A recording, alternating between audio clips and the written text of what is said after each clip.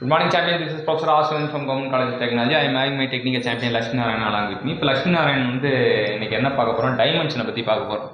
டைமென்ஷனை என்னென்ன இதெல்லாம் வச்சு யூஸ் பண்ணுவோம்?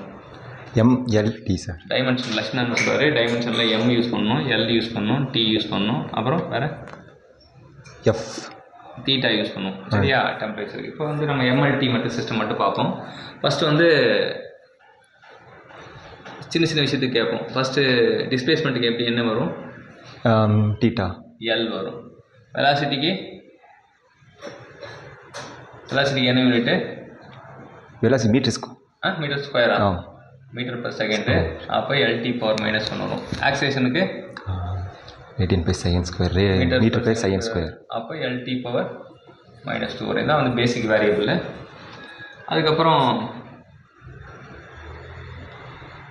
ஆங்குலர் டிஸ்பிளேஸ்மெண்ட் தீட்டாக்கு வந்து ரேடியன்.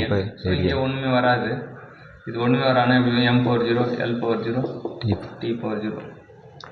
அடுத்தது வந்து ஒமேகாக்கு யூனிட் வந்து ரேடியன்/செகண்டு. அப்போ அது வந்து m/-1.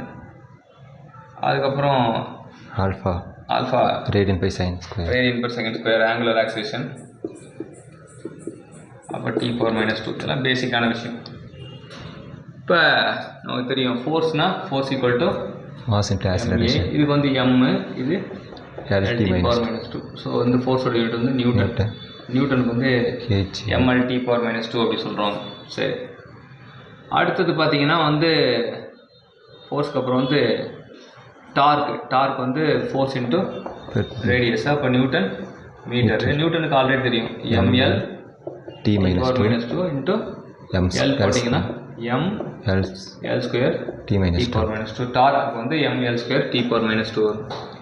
மூமெண்ட்டுக்கு பார்த்தீங்கன்னா மூமெண்ட்டுக்கும் வந்து ஃபோர்ஸ் இன்ட்டு பெர்பெண்டிகுலர் டிஸ்டன்ஸ், அதுவும் வந்து நியூட்டன் மீட்டர் தான். அதுவும் நியூட்டன் மீட்டர்னா அப்போ வந்து ஆட்டோமேட்டிக்காக mL²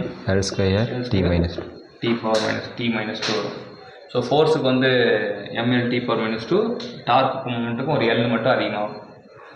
அதுக்கப்புறம் எனர்ஜி என்ன எனர்ஜி வேணா இருக்கட்டும், கைனடிக் எனர்ஜி இல்லை பொட்டன்ஷியல் எனர்ஜி இல்லை ஸ்ட்ரெயின் எனர்ஜி, எந்த எனர்ஜியாக இருந்தாலும் அது Newton metre R joule.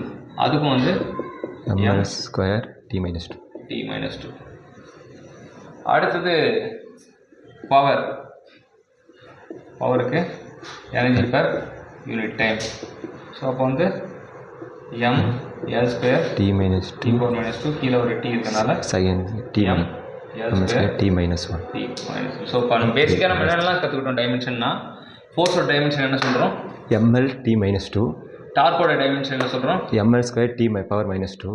மூமெண்ட்டோட dimension என்ன சொல்கிறோம்? mL² t/-2. Energy, strain energy, pressure energy, kinetic energy, அதோட யூனிட் என்ன சொல்கிறோம்? mL² t/-2 தான் சார்.